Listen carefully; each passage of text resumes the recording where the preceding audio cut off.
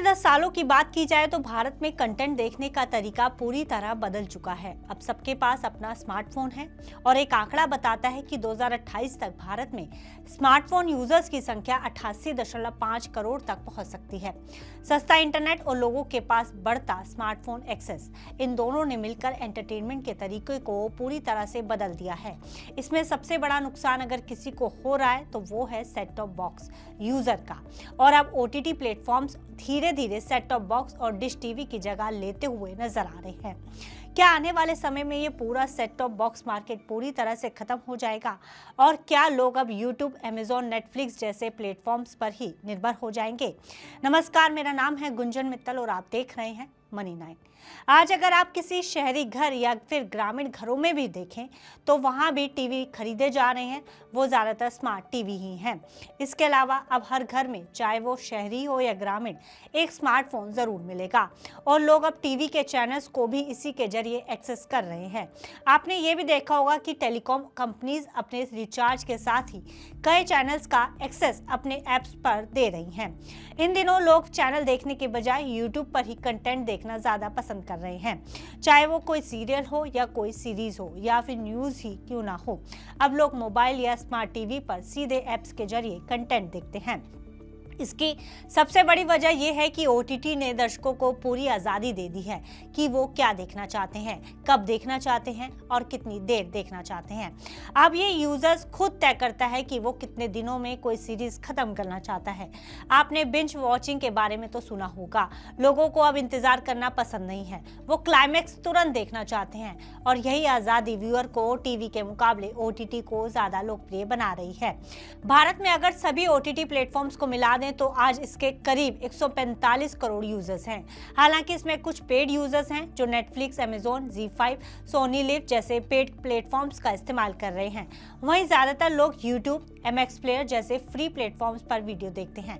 ये trend TV के पुराने मॉडल को सीधे सीधे चुनौती दे रहा है। अगर आंकड़ों की बात करें तो 772 मिलियन मंथली एक्टिव यूजर्स के साथ यूट्यूब सबसे आगे है।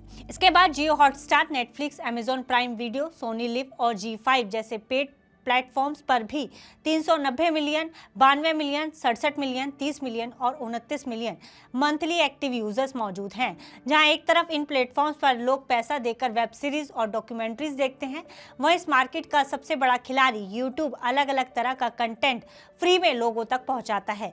चाहे आप ये एक्सप्लेनर देख रहे हो, कोई लेक्चर देखना चाहते हो, web series, documentaries, stand up comedy या किसी और कैटेगरी का कंटेंट, आप ये सब आज के समय में यूट्यूब पर फ्री में एक्सेस कर सकते हैं। वहीं नेटफ्लिक्स और प्राइम वीडियो जैसे ओटीटी प्लेटफॉर्म से दिखाते हैं कि अब लोग अच्छे कंटेंट के लिए पैसे खर्च करने को भी तैयार हैं। इन प्लेटफॉर्म्स ने अपने नए और अलग तरह के कंटेंट से यूजर को जोड़े रखा है, लेकिन ये मार्केट भी धीरे धीरे काफी कॉम्पिटिटिव होती जा रही है। हाल के दिनों में नए नए प्लेटफॉर्म्स की बाढ़ आ चुकी है, जिससे एक बात साफ हो रही है कि ओटीटी की दुनिया में टिके रहने के लिए लगातार नया और एंगेजिंग कंटेंट देना बहुत जरूरी है, वरना लोगों के पास अब एक कंपनी के सेट टॉप बॉक्स से बंधे रहने की कोई मजबूरी नहीं है। यूजर तुरंत ही दूसरा प्लेटफॉर्म चुन सकता है। इसके अलावा ये ओटीटी प्लेटफॉर्म कंटेंट की आजादी भी देते हैं। इन पर सरकार का कंट्रोल भी काफी कम है और इसके अलावा इसमें एज बैरियर भी नहीं है, जिससे लोगों का इसकी तरफ रुझान काफी बड़ा है। लेकिन इसको लेकर कई लोगों का मानना है कि इस पर भी एज वेरिफिकेशन लगाने की जरूरत है, ताकि बच्चों तक वायलेंस और न्यूडिटी के एक्सेस को रोका जा सके। पर अभी तक इसका कोई ठोस प्लान सरकार नहीं बना पाई है।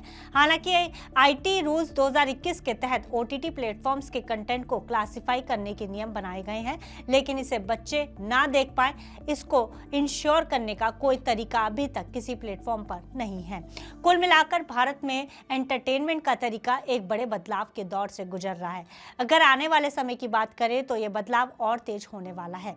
जितने ज्यादा स्मार्टफोन, जितना ज्यादा इंटरनेट एक्सेस और रीच, उतना ज्यादा ओटीटी यूसेज बढ़ेगा और उतनी ही तेजी से सेट टॉप बॉक्स और डिश टीवी का इस्तेमाल कम होता जाएगा, क्योंकि आज का दर्शक वही चुनता है जहां उसके हाथ में ज्यादा कंट्रोल, ज्यादा ऑप्शन और ज्यादा कन्वीनियंस हो।